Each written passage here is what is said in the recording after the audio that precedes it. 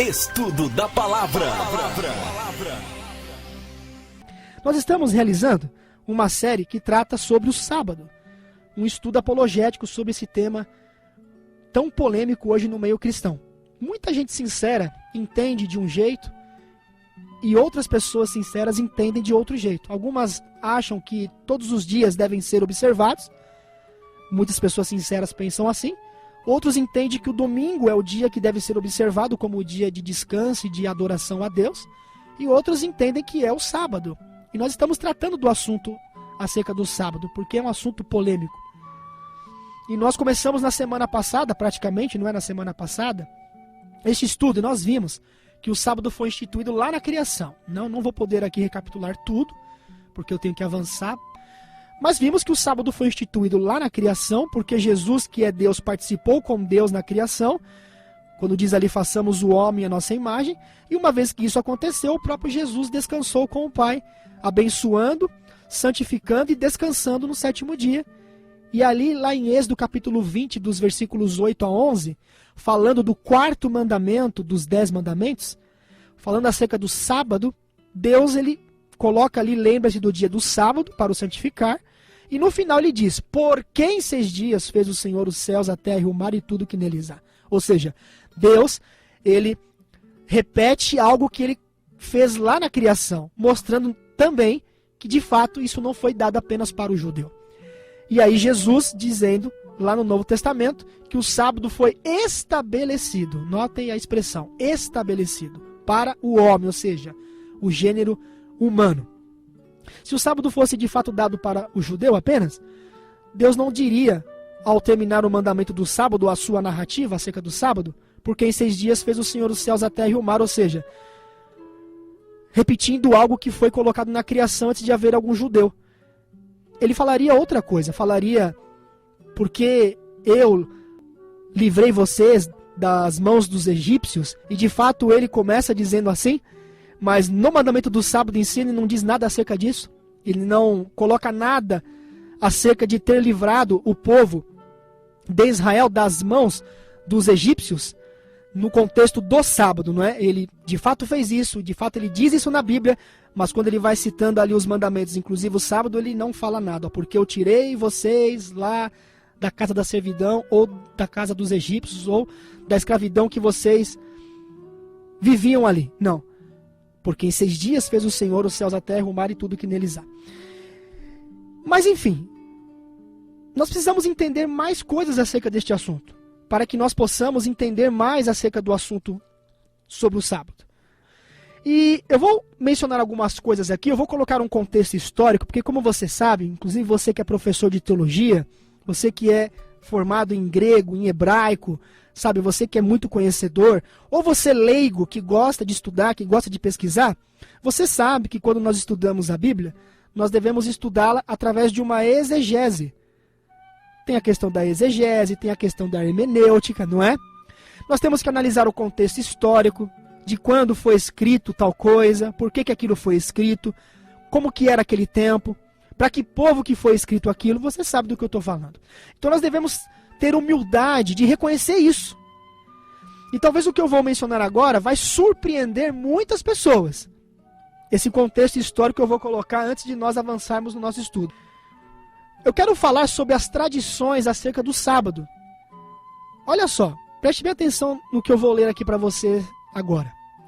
Os rabis, eles fizeram uma lista de 40 formas de trabalho, menos uma, acerca do sábado. Preste bem atenção em cada detalhe que eu vou ler aqui. Olha só, se um homem praticasse no sábado qualquer uma dessas formas de trabalho, no caso, essa pessoa deveria ser apedrejada ou apedrejado. Eram 39 categorias, tá? 39 categorias de trabalho que eram chamadas de pais. 39 categorias de trabalho que eram chamadas de pais. E cada pai tinha filhos. Então, eram filhos de tradição sabática. Olha só um exemplo, olha só. Lavrar, tá? Lavrar a terra era um dos 39 pais. E um filho de lavrar a terra era cavar. E cavar abrangia muita coisa. Por exemplo, olha só, que absurdo. Era proibido puxar uma cadeira de um lado para o outro no sábado, pois podia cavar uma linha no soalho. Olha só, né? Poderia cavar uma linha no soalho. Então isso era considerado profanação do sábado. Então olha aonde a mente dos fariseus chegaram. De tão destituídos que eles estavam da glória de Deus quando Jesus veio aqui viver entre eles. Mas vamos continuar aqui. Era permitido que um homem cuspisse na calçada no sábado. Tá? Ele poderia cuspir na calçada no sábado e procurar espalhar o cuspe com o pé. Pois na calçada o pé não fazia sulco. Tá? Não fazia sulco, não é suco de uva, não é suco de maracujá. Sulco, S-U-L-C-O, sulco. Agora, se fizesse isso no chão ao invés da calçada, ou de fazer na calçada, era pecado. No chão era pecado. Por quê? Porque com o pé, apagando o sinal do cuspe no chão, faria um sulco na terra, e aí cavaria a terra, então era considerado pecado. Olha agora, continuando, vamos continuar aqui, tem mais. Outro pai era carregar peso, e aqui era uma numerosa descendência, né? Havia aqui uma numerosa descendência deste pai proibido. Por exemplo, olha, não se permitia a um homem que levasse na boca, tá? Ou seja, vamos colocar numa linguagem mais fácil aqui. O homem não podia no sábado levar em sua boca a sua dentadura postiça, pois era filho deste pai proibido. Era considerado carregar peso, não é? Olha outra coisa aqui, ó. Um alfaiate não podia sair com a sua agulha, nem o escriba sair com a sua pena de escritor antes do sábado, porque ele poderia correr o risco de chegar após o pôr do sol, e assim estaria sendo considerado como que carregando peso no sábado. Então olha a que ponto que o pessoal chegou. Um outro pai proibido dessas 39 categorias que eu mencionei aqui, ou que eu estou mencionando, era colher, ou seja, ceifar. E você conhece o relato quando os discípulos colheram espigas, juntamente com Jesus. Vou falar desse assunto hoje ainda, tá? Vou tratar deste assunto. Então a gente conhece a narrativa acerca deste tema. Olha só, uma senhora não podia olhar-se no espelho no sábado, pois ela podia ver um cabelo branco e ser tentada a arrancá-lo. E isso era considerado ceifar o cabelo da cabeça, e era considerado um trabalho. Era proibido ainda andar mais de 2.000 cúbitos no sábado. Mas se um fariseu, preste atenção, se um fariseu quisesse ir além dos 2.000 cúbitos, tá? Ele poderia fazer o quê?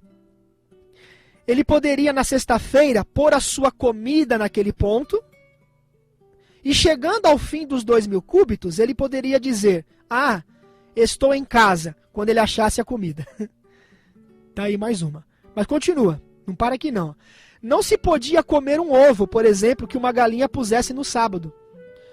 Mas se a pessoa dissesse: esta galinha está destinada à mesa de comida mais tarde, então poderia comer o ovo. Era apenas um pedaço da galinha que tinha caído, segundo eles. E aí se comia na intenção de equipará-lo ao banquete da galinha assada que teriam em outro dia. Tá vendo? Havia um regulamento cumprido, por exemplo, sobre o nó que se poderia dar no sábado, ou amarrar alguma coisa no sábado. O nó de marinheiro, por exemplo, e o nó de condutor de camelos era proibido, porque era muito trabalhoso esse nó. E não se podia escrever, olha só essa, não era permitido escrever juntas 2 letras do alfabeto. Não podia no sábado, tá? Então, tá aí, os absurdos, não é? Olha essa agora. Sapato em que havia pregos, tá? Sapatos em que havia pregos não se podia calçar, pois isso seria carregar peso no dia de sábado, era considerado trabalho. Então era um filho do pai proibido, né? Olha só se poderia calçar sapato costurado. Mas o que acontece? Apenas os ricos e fariseus que podiam ter sapatos costurados. E os pobrezinhos, tadinho. E também era lícito usar 2 sapatos, mas não um sapato só. Caso um homem estivesse com um calo ou uma ferida no pé. Então, ou você usa 2 ou não usa nenhum. Então tá aí. Calçar um só sapato seria carregar peso. Outra coisa, um pão não constituiria peso se carregado por 2 pessoas. Mas um só homem carregando um pão no sábado seria considerado como peso. E um judeu não podia tomar vinagre na boca no sábado para aliviar a dor de dentes. Não poderia fazer isso. Nem com bochecho, sem o engolir. Mas podia molhar a escova no vinagre. Meus amados, então é isso. Então muitas pessoas não entendem isso. E é por isso que há essa cultura hoje de que Jesus aboliu o sábado e não devemos mais observar o sábado. Quando a gente entende esse contexto histórico, a gente começa a entender a essência do assunto acerca do sábado. Mas vamos continuar aqui, ó. Vamos continuar aqui. Deus, como nós sabemos, ele fez o sábado para que fosse um benefício para o homem, para que fosse um deleite, para que servisse de um um sinal entre ele e o seu povo, distinguindo então os israelitas dos outros povos ali, dos povos pagãos.